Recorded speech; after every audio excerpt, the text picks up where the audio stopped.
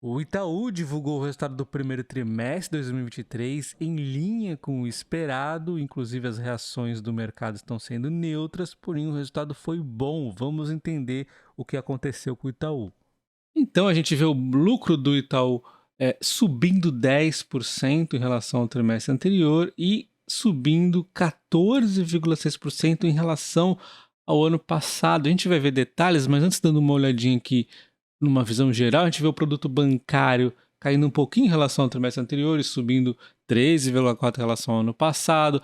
Prestação de serviços foi um pouquinho abaixo, assim como receita de operação de seguro em relação ao trimestre anterior, mas é sempre bom a gente comparar com o ano passado, e aí teve um aumento de 5,9% e 8,8%. O custo de crédito caiu por conta da Americanas, né? Porém está bem acima do ano passado, né? Bem acima mesmo, mas é porque o banco está sendo um pouco cauteloso também, a gente já vai dar uma olhada. Enfim, vamos então entender um pouquinho mais. Começando aqui com a questão das margens, né, o produto bancário, o principal ponto aqui para o banco. Então a margem financeira com o cliente acabou caindo 0,7 em relação ao trimestre anterior, mas está 20% maior do que no mesmo período do ano passado. Então a margem ainda segue forte, mesmo num período onde o crédito aqui tende a ser um pouquinho mais filtrado, né? A margem acabou indo bem. A margem financeira com o mercado já vou explicar, caiu um pouquinho, mas o banco, assim, não tem como reclamar disso do banco, vocês vão ver. Então a gente vê o mix de produto praticamente em linha, volume aumentando um pouquinho, spreads também, e aí menor dias corridos, é o que justificou essa queda também, né, em relação ao trimestre anterior. Então, assim, muito tranquilo aqui a margem, sem grandes surpresas, né? E aqui a gente pode ver a margem financeira com o mercado, olha só, hedge do índice de capital. Então, isso aqui no passado que fez o banco não sofrer como outros bancos sofreram. Uma forma é você equilibrar bem como está fazendo os empréstimos, e outra forma é fazer hedge, e o Itaú fez muito bem isso. A margem a mercado com o Itaú não sofreu como o Santander, como o Bradesco, né, como outros bancos aí. Então, não tem nem o que reclamar dele ficar aí no momento que os bancos deram uma recuperada, ele caiu um pouquinho. Fantástico o trabalho do Itaú aqui na margem com o cliente, como a gente pode ver, tá positivo, sempre esteve positivo aí. Perfeito o trabalho do banco aqui, tá? Então eles conseguiram aqui também reduzir exposição aos setores de alta volatilidade, a 37 contra 17, redução nas concentrações aqui dos maiores devedores, nos 10 maiores, participação de empresas em invest grade da carteira aumentou também. Então eles estão deixando a carteira mais segura sem deixar de crescer. O Itaú realmente é muito bom, né? E quando olhamos a inadimplência do Itaú nos 90 dias, que é o que importa, a gente vê aqui mantendo em linha o Brasil, mantendo em linha a América Latina, um leve aumentozinho, e aí ela não sobe aqui, então, a inadimplência no total. Praticamente estabilizada a inadimplência no momento que todo mundo está aumentando. Olhando aqui o Brasil, olha só, mantivemos em linha pessoa física, um decréscimo em micro, pequenas e médias empresas, e aí o grande deu uma subidinha, mas totalmente normal, porque está muito baixinho aqui, então ele conseguiu se manter muito bem. Olhando os 15 e 90 dias, que pode representar a futura inadimplência, quando o pessoal passar um tempinho e vir para cá, né? A gente vê realmente que teve um aumento da inadimplência aqui na pessoa física e também um pouco aqui na micro, pequenas e médias empresas aqui, né? Grandes empresas manteve estável.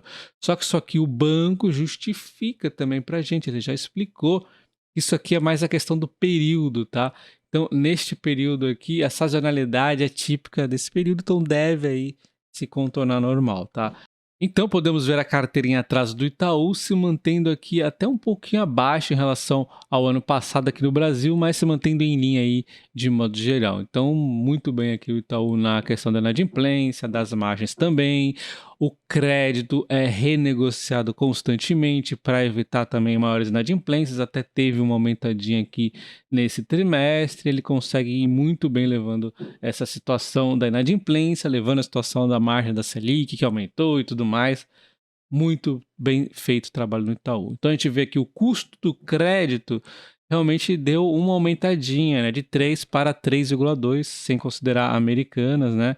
porém ainda muito saudável. Tivemos aí outras vezes bem próximo, né? Aqui, ó, teve até acima lá no 4T 2029. Então o Itaú aqui mantém uma cor da cobertura na sua carteira de crédito de 212%, mesmo do que o trimestre anterior e praticamente o mesmo do que nos últimos trimestres aí. Então manteve a boa cobertura de crédito aqui para evitar grandes surpresas.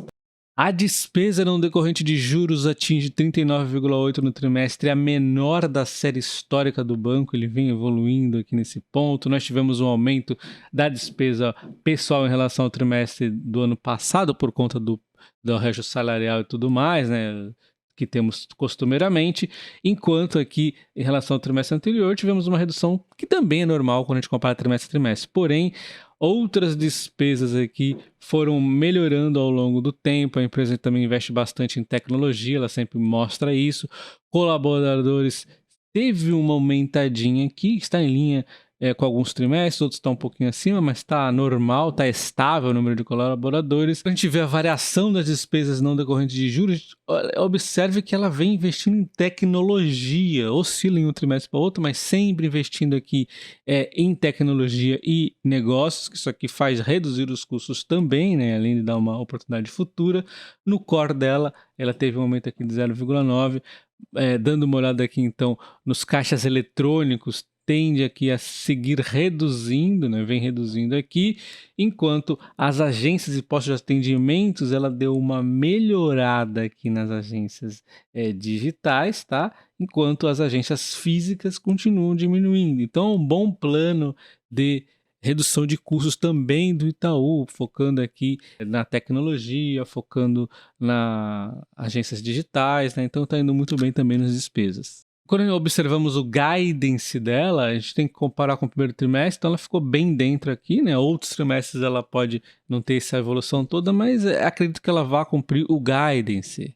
Então o resultado do Itaú foi bem em linha em termos de números com o que o mercado esperava, mas na minha perspectiva aqui eu achei que foi positivo em linhas gerais aí, por longo prazo. De qualquer forma, por ter vindo dentro do esperado, as ações não conseguem subir muito, estão com uma leve subidinha, inclusive, ó, subiram mais e voltaram aqui para um ponto de abaixo da resistência. Ele não está conseguindo aqui subir por conta de uma coisa gráfica que às vezes acontece mesmo, tá? Então ele está aqui, ó, várias vezes ele bate nesse ponto e não consegue subir. Então daqui a pouco ele pode subir, caso venha mais notícias positivas. O fato é que faltou um pouquinho mais de ânimo para ele ultrapassar isso, né? Vamos ver se ele consegue ao longo do dia, mas olha, subiu e agora está abaixo novamente.